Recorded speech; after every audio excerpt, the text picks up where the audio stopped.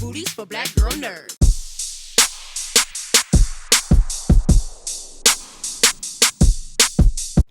Thanks so much for taking time to speak with me. I appreciate it. Yes. Lovie, congratulations on your Gotham nomination. Thank you. Thank you. You know, I want to ask this to both of you. What was your first impression of each other, and how did your off-screen connection help shape your on-screen connection as characters? My first impression is very funny. It was, who is that guy with the window seat? Why didn't I get the window seat? Because on the way to the chemistry reads, we sat next to each other on the way to LA. And so we didn't know each other, though. We didn't know where we were going. I just knew that he had the window seat. So that was my true first impression. But then my second first impression after meeting him was, oh, he's so cool. We have to get this together. Like, I want to book this with him. Like, yeah. Yeah. Yeah, it was cool. It was a cool experience. That window seat, I had it. I had my earbuds on. She had her earbuds on. You know what I mean? We just were focused, doing our thing. Yeah. And it wasn't until we pulled up to the hotel that I was like, Yeah. wait, are you reading? And then we went into each other's room and just had some lunch or dinner at that time. And read sides. And read some sides, and that's how we connected. Lovie, for you, was there a particular scene that was especially hard to shoot or one that meant the most to you personally? One that did mean a lot to me was the scene with Keisha telling Christian how she really felt, because I felt like it was a very essential point in Keisha's life, and not only Keisha's life, but in Keisha's love story with Justin. It was like that was a very big thing for her, and she had to get that out there so that she could start the process of moving forward mentally and then bring it into the physical realm.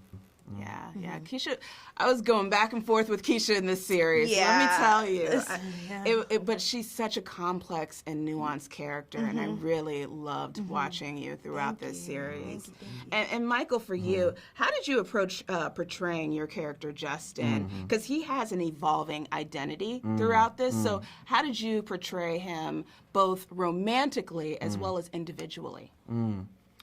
When I first picked up the sides, or when I initially auditioned, Mara wrote in her script, he has one foot in confidence and the other foot in insecurity. And there was something so interesting about that counterpoint that really spoke to me. Justin's not me, and if I'm gonna be honest, I was afraid my guys were gonna make fun of me for him, because he's such an emotional type of dude, and he's such an interesting cat, and he struggles with ADHD, he has to go to speech therapy, he has so many things that, you know, internally he's dealing with.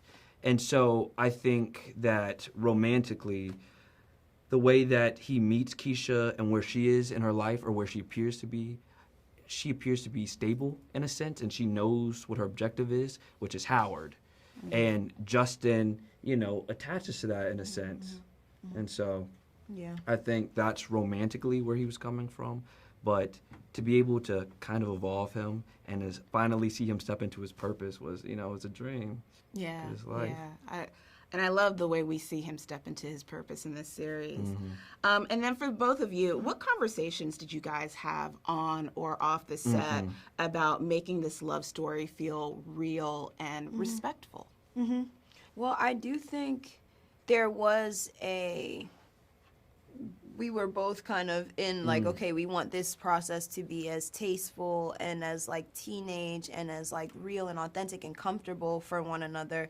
So I know that with those intimacy scenes with Sasha, like it did feel like working with her through these scenes to see how it would look, because we were all like, well, we're two awkward teenagers. This is supposed to be a little different. Even though it's intimate and it's beautiful and it's romantic, like we're still pretty awkward teenagers in how we go about things for the first time. So just like orchestrating that with Sasha and Mara was like really fun. And then also knowing that you have a scene partner that also wants that same comfort. So it was nice, I think, filming. And just the communication in between takes, like, hey, are you okay? I'm good, Yeah. you good? You Like, good? is this okay?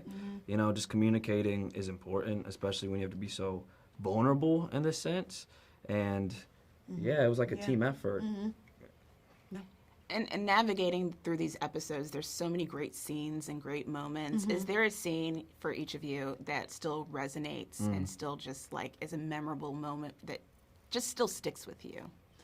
I'm gonna say the party scene, the first party scene. Oh, Yeah, like that first like introduction to Keisha and Justin. Yeah. And for me, I think it's prom. I didn't get my prom. I graduated high school 2020. That was my prom. Well, listen, I absolutely love this series. I watched it with my mom. We binged through. I was going to watch only a few episodes, but I binged all 8 episodes with my mom. And my mom has a very low attention span. Yes. So she enjoyed it through and through. Amazing. So Amazing. thank you so much for taking the time to speak to Black Girl Nerd. Thank you. Jamie Broadnax, Black Girl Nerds. Come on, Black girls. I'm a Black girl nerd. Yes. All right. Represent. I represent. am completely. Well, Mara, what was the significance of setting this story in 2018, and how did the year influence the emotional and cultural tone of the series? What was interesting about this period, I wanted to harness. We're going to look at Black families. What were Black families going through, and at the time, and between Trayvon Martin's murder and George Floyd's murder, Black families were screaming into a vacuum about the safety of us, and nobody was listening but us. Black parents were scared. I was one of those Black parents, and no matter how much education you got or how far up the hill you got, you started to realize your children, it didn't feel very safe for our children.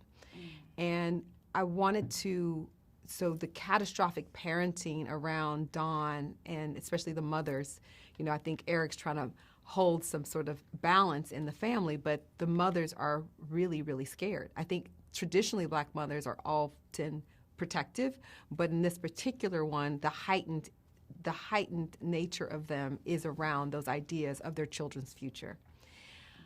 Also, the music of that time. Yes. And the music of that time was also very interesting. While parents were flipping out, children still needed to be children. Young people were still trying to find a way to be, and a lot of that was being expressed in the music. And I think that hip-hop was expanding in terms of its sonic, the sound of it, the soundscape of it.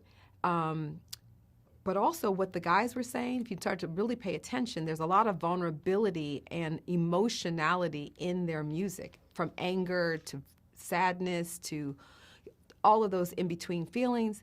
And the young women were talking about that. We've been talking about that. Something new was emerging, in which was around the idea that though I have an emotional self, I also have a physical self, and I'm curious about my physical self. My sex positivity was also in the music. And I also just think as teenagers, we remember that music for a lifetime. That's the real forever, is the music you remember. And you typically remember what was happening to you between those teenage years. All of those decisions were around why 2018.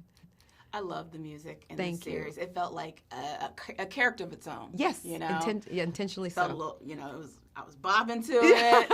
Heard a little Nipsey Hussle in there. Of course, you got to honor L.A. You're going to tell a story about I Love Letter to L.A., you got to have Nipsey. You got to have Nipsey. And he was owning the moment. He was. He truly, truly was. Throughout the episodes, as Keisha and Justin, they make up, they break up, I felt very tethered to one character over the other. Was it intentional for you to have the audience also undergo that same experience, to have that emotional roller coaster between these two characters in the story? I think any good love story is going to be a roller coaster. Will they or won't they? Will they get it together or will they not? What are the obstacles in the way? It helps us to see and examine our own opinions about what is necessary, what is not, what is impactful, what is not. But yeah, miscommunication is at the heart of it. At a time when we have these phones that are supposed to make us be more connected, a lot of times they make us more disconnected. And I think it's one of the biggest challenges in this particular modern era that they have to negotiate, coupled with what the phone can do. And sort of it can also be a detriment to your future if you use it the wrong way, and or you entrust it to the wrong person. And so wanted to talk about that big. They are the first generation really dealing with this at that level from the inception of their birth. Yeah, and we can see how the phone is used as a way of weaponizing, and really a sense of losing control over something. At a time, when young people are supposed to be making mistakes. That's what the village is supposed to be about, is helping to see the choices they make, and actually see that they make a lot of good choices. But then when you kind of get off the rails, how we kind of pull it back in. But a lot is being hidden on those phones, and a lot of, it's one of the, but also it's a good thing. I mean, sometimes the parents want them to have the phone because that's how you stay connected and keep your kids safe. How do I know Justin's going to be okay out in the world where it's open season on black young men? You need that phone. I need to know where, if you're a single mom, how do you stay connected and keep security around your daughter without that phone? But then that phone also has many, many, many other different uses, right? Yeah, indeed. Listen, Mara, I could talk to you about this series all day long. It was such an incredible and impactful series. As I mentioned to you before, I watched this with my mom. I had only intended to watch a few episodes. We binged every single one. I love it. Enjoyed every bit of it. I was going back and forth between Justin and Keisha's character, and I love how the series really unfolds and tells you why Keisha has her motives, why Justin has his motives. So great job on this series. Thank you so much for taking the time to speak to Black Girl Nerds. I appreciate the conversation. I really appreciate you. Thank you so much.